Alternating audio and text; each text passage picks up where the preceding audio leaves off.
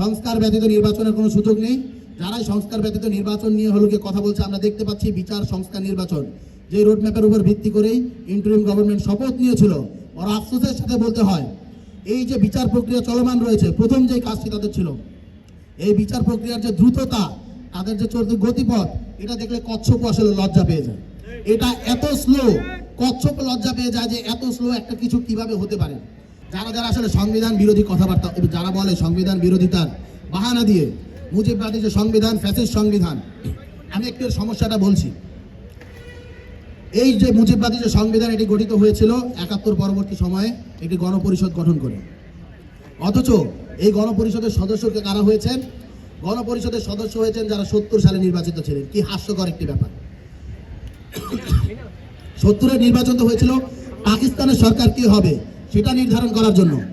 এই যে দীর্ঘ ৯ মাস রক্তক্ষয়ী একটি যুদ্ধ, আমাদের যে স্বাধীনতা যুদ্ধ, সেটি করে আমাদের ৩০ লক্ষ শহীদের রক্তের বিনিময়ে, ২ লক্ষ মা বোনের সম্ভ্রমের বিনিময়ে আমরা যে স্বাধীনতা পেয়েছি, এর মধ্য দিয়ে মানুষের যে মনস্তাত্ত্বিক চিন্তা, রাষ্ট্রের ভাবনা, রাষ্ট্রীয় চিন্তা এবং ভৌগোলিক কাঠামোর যে বিস্তৃতিগত পরিবর্তন এবং জনমানুষের মনে যে পরিবর্তনগুলো এসেছে, সেগুলোকে অ্যাড্রেস না করেই আগেরই যে সিস্টেম, তাদেরকে দিয়ে আগেরই যারা নির্বাচিত হয়েছেন তাদের অনেকেই যে ৭১-কে ধারণ করতেন কিনা সেটা নিয়েও বিভিন্ন ধরনের সন্দেহ, বিভিন্ন ধরনের প্রশ্ন আমরা এখন পর্যন্ত ঐতিহাসিকদের কলমে দেখতে পাই।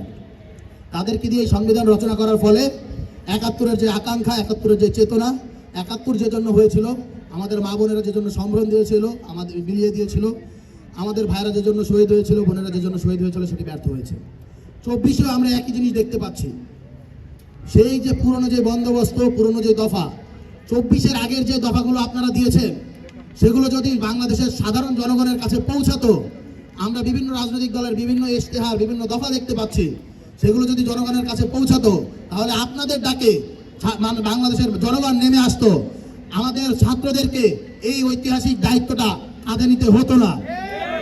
আমাদের ঐতিহাসিক দায়িত্ব কাঁধে নিতে হয়েছে মানে আপনাদের যে দাবি দেওয়া, আপনাদের যে আকাঙ্ক্ষা, আপনারা যেগুলো ব্যর্থ করেছিলেন, সেগুলো জনগণের কাছে পৌঁছাতে পারেনি, বা জনগণের কাছে পৌঁছালেও সেটি জনগণের হৃদয় স্পর্শ করতে পারেনি।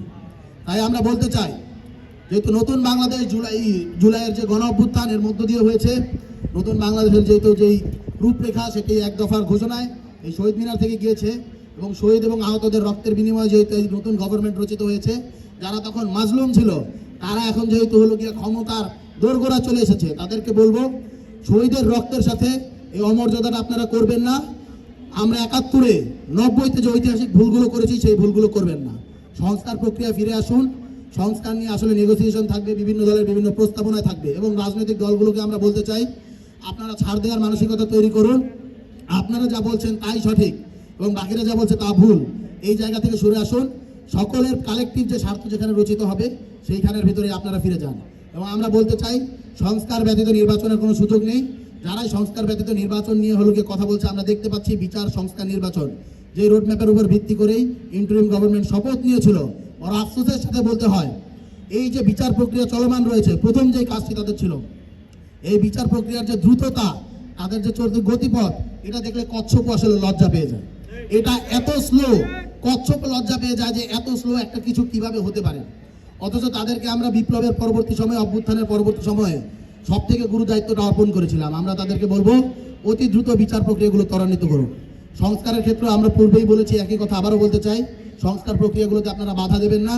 সংস্কার প্রক্রিয়াগুলো যাতে দ্রুত হয়, সেই কাজটি আপনারা করুন। সংস্কার ব্যতীত জুলাই গণ অভ্যুত্থান পরবর্তী সময়ে কোনো প্রকার নির্বাচনের সুযোগ নেই।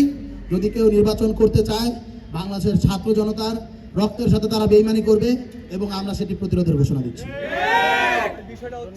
সেটা হলো কি, আমরা শুরুতে এখানের ভিতরে আমাদের সেক্রেটারি হাসান ইনাম স্পষ্ট করে বলে দিয়েছেন, যারাই জুলাইকে বিক্রি করে, জুলাইকে পুঁজি করে, বৈষম্য বিরোধী ছাত্র আন্দোলনের ব্যানারকে পুঁজি করে নানান ধরনের অপকর্ম করার চেষ্টা করেছে, এবং স্বৈরাচারী ফ্যাসিস্ট শেখ হাসিনার যে এজেন্ডা, তিনি যে তার হলো গিয়ে তার যে সত্যিকারের আবাসস্থল, সেই দিল্লিতে বসে যে কুচক্রগুলো পরিচালনা করছেন, সেগুলোর পক্ষে যারা, সেগুলোকে আসলে যারা ন্যায্যতা দিচ্ছেন, তারা আসলে আমাদের অংশের কেউ নয়।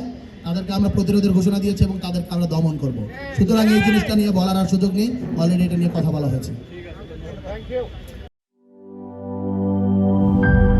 নাটা জেলি আর পানীয়র এক অসম কম্বিনেশন, ড্রিঙ্কো। চিল থাকতে চান, ড্রিঙ্কো চাবান।